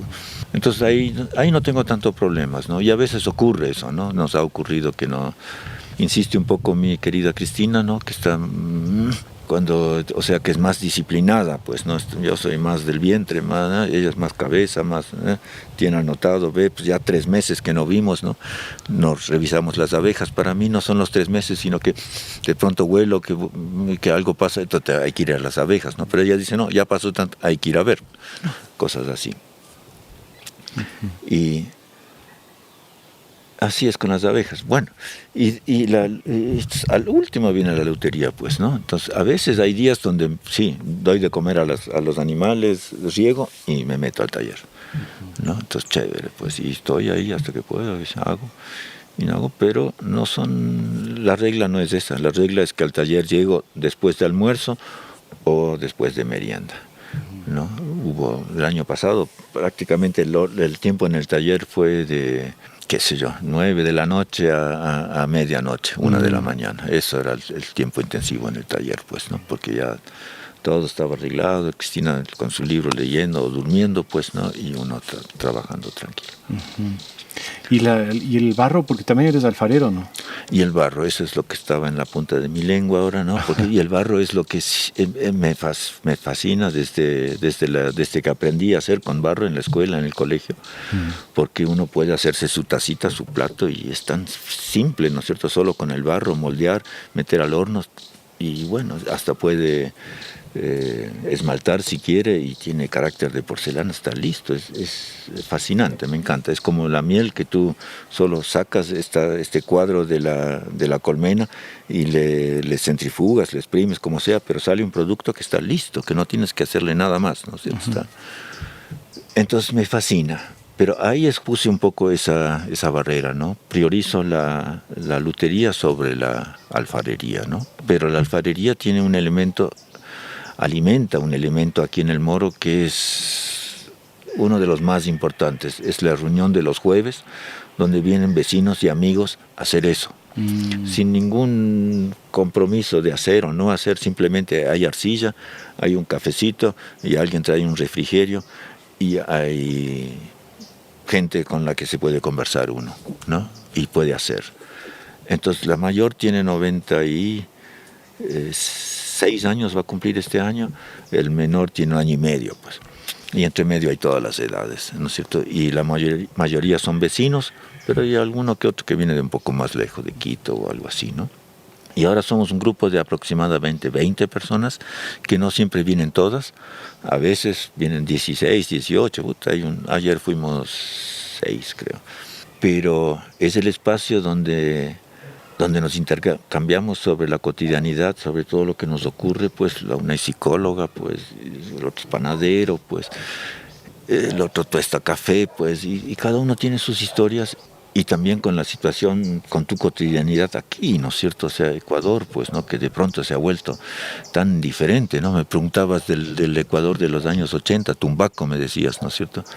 Qué tranquilidad, de pronto alguien me sacaba algo del bolsillo, pero yo ni cuenta me daba, no había más delincuencia, o sea, eso era, no había más, uno vivía tan tranquilo. Y ahora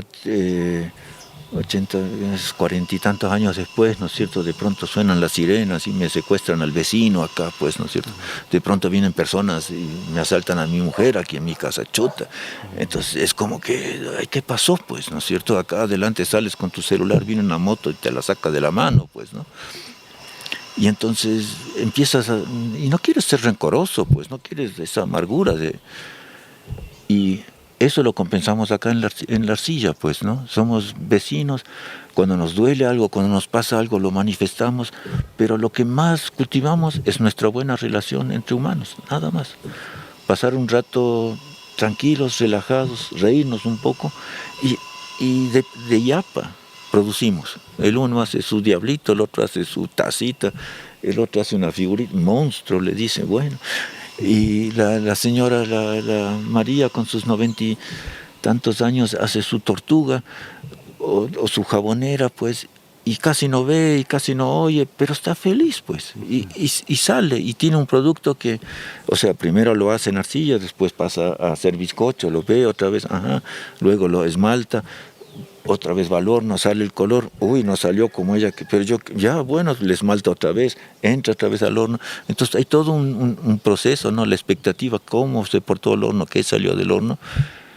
Y lo otro que es la relación humana así nomás, ¿no? Más allá de que el uno es correísta y el otro le defiende al señor Noboa y el otro dice que el señor Trump tal y cual, ¿no es cierto? No nos metemos en ese debate, o sea, sale por ahí ese comentario, ¿no es cierto?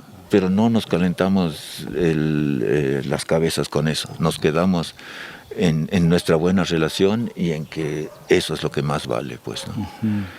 Y es un poco mi respuesta también a cuando mis amigos, o sea, mi amigo en Austria que me pregunta, bueno, y ahora la Ucrania, pues, y ahora acá en Gaza, y allá esta bomba, ya, puchi, pues, ¿no es cierto? Acá de mi vida, pues, que digo, Enrique, pues, ¿estás bien con tu esposa? Sí. ¿Cómo te va tu cuerpo? Bueno, me duele un poco allá. Bueno, ahí nomás quédate, o sea, no te amargues la vida porque el señor Trump esto, porque el señor tal cual esto, porque el señor Correa no sé cuánto, ¿no es cierto? O sea, el bienestar nuestro está ahí donde vivimos, pues, ¿no? Y ahí tenemos que cultivar y vivirlo, pues, ¿no? Sí, la experiencia directa. La experiencia directa, es lo único, pues, ¿no es cierto? O sea, María es hermana de Osvaldo Hurtado, ¿no es cierto? Tiene una línea definida, pues, más o menos, ¿no? Y el tiempo de Correa, pues, chica, ¿no? Cuánta contradicción, ¿no es cierto? El miedo que ella tiene que un señor Correa vuelva ¿no es cierto? Entonces, y se altera, pues, ¿no? Se le sube la presión y qué sé yo, ¿no? María, olvídate de todo eso, haz tu tortuga, ¿no es cierto? Cierto, la tortuga, ¿no es cierto? Y va y relaja, pues, y somos tan amigos, ¿no? Como que fuera nuestra abuela, pues, algo así, ¿no? O sea, la relación humana es tan buena, pues, y puede ser tan buena a pesar de que tienes otra visión de las cosas y otra, te han matizado de otra forma, ¿no?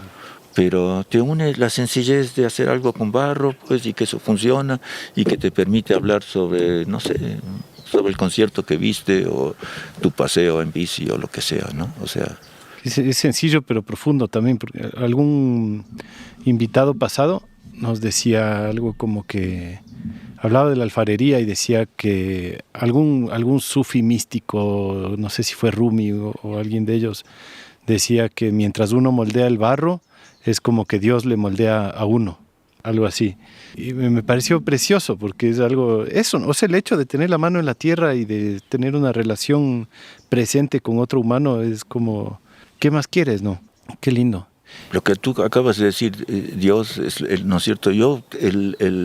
Mis piezas que más me llaman la atención de las que yo hago, ¿no es cierto? Son aquellas que las hago sin conciencia en la pieza, donde mi conciencia está en el diálogo con el otro, ¿no es cierto? El otro me empieza a conversar algo, no sé qué, estamos hablando, pues, y yo estoy concentrado en eso, pues, y ahí tengo la arcilla y las manos hacen, pues, ¿no es cierto? Y de pronto, bueno, sí, le aliso un poco, todavía le termino, ¿no? Pero sale una pieza que no la he premeditado ni nada, ¿no? Pero es perfecta, ¿no es cierto? La Cristina me dice, ¿y cómo has hecho? Digo, no sé, conversando. Pues. Sacando la mente de la ecuación. Sacando la mente de la ecuación, más o menos, ¿no es cierto? Qué lindo. Y eso es... Sí. Otra cosa linda de lo que te voy escuchando es que esto de ser tan multifacético o tan polímata, o no sé cómo decirlo, pero que cada faceta te da una comunidad también, ¿no? Sí. Entonces tienes tu comunidad del barro y tienes tu comunidad de la miel y tienes tu comunidad de la lutería y tu comunidad de las semillas y de la permacultura, y eso es increíble, es un montón de relaciones, ¿no? Sí, son un montón de relaciones, sí. Qué genial, oye, me encanta y me inspira escucharte y ver también en dónde estás, ¿no? Como que tu entorno habla mucho de ti. Sí, a veces vienen personas, les llevo y dicen, y bueno, ¿y dónde está la riqueza? Digo, bueno, no sé, o sea, la riqueza en que... Pero no, pues eso no existe. Acá hay una riqueza en términos ecológicos, en términos de naturalidad, qué sé yo, pero de aquí... Ay, me ven mi tabaco seco colgado por allí. Bueno, ¿y por qué no lo vendes? ¿Por qué no lo cortas? Lo vendes. Ahí está bonito, digo, ¿y por qué lo cosechas? Por el gusto. ¿No sé? Ahí en Salta se cultivaba café, tabaco, pues, y la gente, bueno, eso se hacía, y vi cómo se hace eso, y acá nace solito el tabaco, yo no lo siembro, pues, ¿no? Y entonces, por el gusto de aprovechar la hoja grande, bueno, le cosecho, ahí está. Uh-huh. Yo cuando vi el grosor de ese sauce dije, wow, qué riqueza. Así que, ¿cuántos años, no? Esa araucaria tremenda. Un montón de riqueza se ve aquí. Tal vez te gustaría, ya para ir cerrando, tenemos muchos oyentes que nos dicen, pues, que están como queriendo vivir vidas más regenerativas, que están como queriendo vivir vidas más plenas o más presentes o más cercanas a la tierra. Y les cuesta porque hay mucha gente que está metida en trabajos que no les gusta o en ciudades que no soportan o en carreras, qué sé yo. Te digo esto porque es un grupo grande de oyentes que encuentran en este podcast como a veces ideas de cómo salir de su rutina o del camino que creían que estaba trazado pero con el que no están conformes. Yo sé que tu vida en general es un testimonio de eso, pero si es que tienes algunas palabras tal vez para decirle a la gente que está en esas, ¿qué le dirías?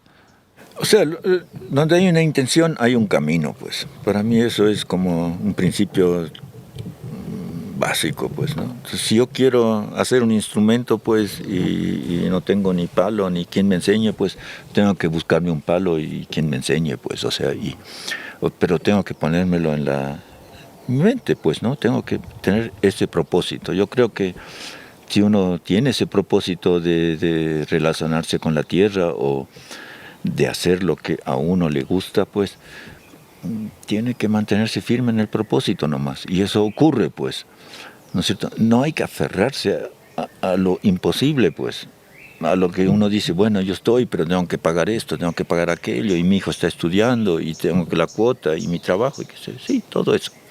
El cambio no es de hoy a mañana, pues, el cambio es un proceso, como toda nuestra vida, pues, ¿no? Y entonces, en esa firmeza bueno, primero de descubrir lo que uno mismo quiere, porque eso también tampoco, no siempre es tan claro, ¿no es cierto?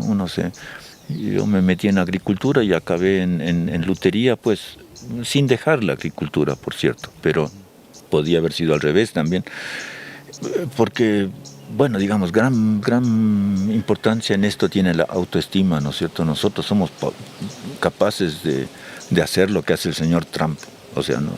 En el fondo, o sea, todo, cualquier cosa, ¿no? Pero hay que quererlo nomás y ponerse en eso. Y de ahí funciona, pues. Y ser un poco sensible a las señales que les da la vida, pues, las circunstancias, ¿no es cierto? Yo creo que sí. Ahorita me surge otra pregunta, que es, tú me dijiste que tu familia es de muchos teólogos y filósofos y así. ¿Tienes esa vena también?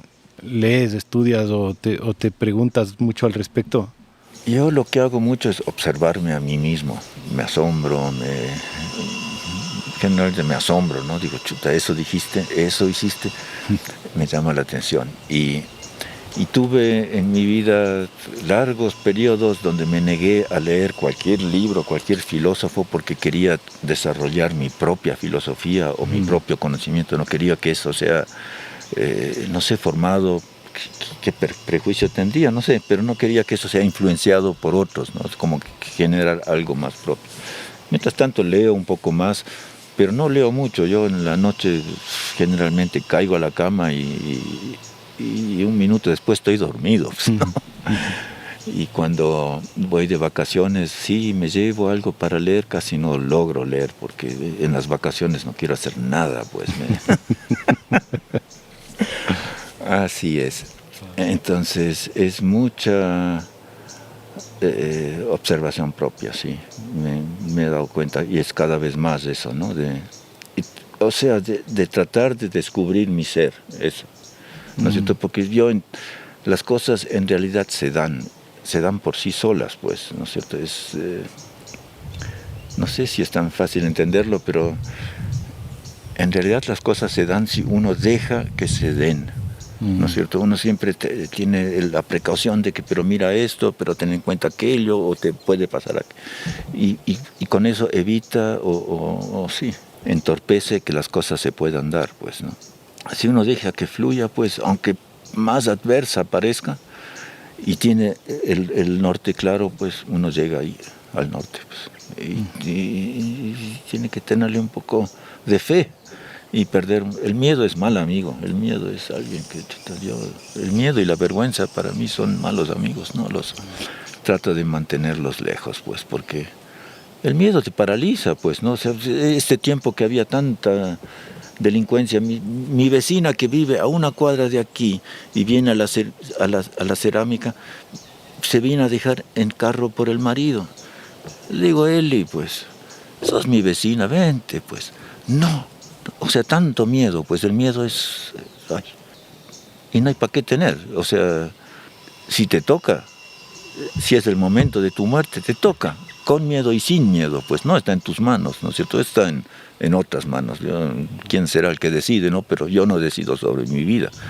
Entonces tengo esa fuerza, ese ánimo de que si no me toca ahora, puedo hacer lo que quiera, pues no me toca nomás. Nadie ¿no? se muere en la víspera, dicen. Nadie se muere en la víspera. ¿Sí?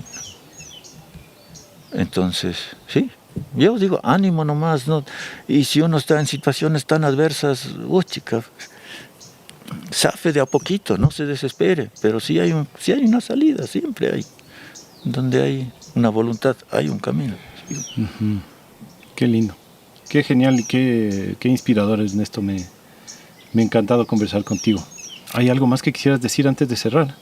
Nada, no te invité a un café, te lo había ofrecido, no te invité pero quiero hacer ese comentario todavía, que el café que tomamos aquí es nuestro. Acá en la sierra tenemos algunas 30 y un poco más de plantas de café y sí, logramos casi cubrir nuestra necesidad, pues sí, tomamos nuestro café. Eso quedará para otra invitación entonces. Quedará para otra invitación. Nada, pues, grato contigo, pues, y tu forma de entrevistar tan agradable. No me tuve que acholar en ningún momento. Chévere, eso. Que viva la agricultura orgánica o permacultura o como le llamemos, la vida en sí. Chévere. Y el Ecuador realmente es especial en ese sentido, hay que cuidarlo lo más que se pueda, ¿no es cierto? Yo te digo, la gente que vive allá en el oriente, los no contactados, ¿no es cierto? Es una riqueza increíble, pues, ¿no? Que tiene, o sea, el planeta lo tiene, ¿no es cierto? No sé, algún día tal vez sí, es algo como que me queda todavía, me gustaría tener más cercanía con estas personas y entender qué función realmente cumplen, pero entiendo que hay que protegerles porque sí, son nuestros ancestros, ¿no? Eso, pues, la vida sigue, pues, y gracias.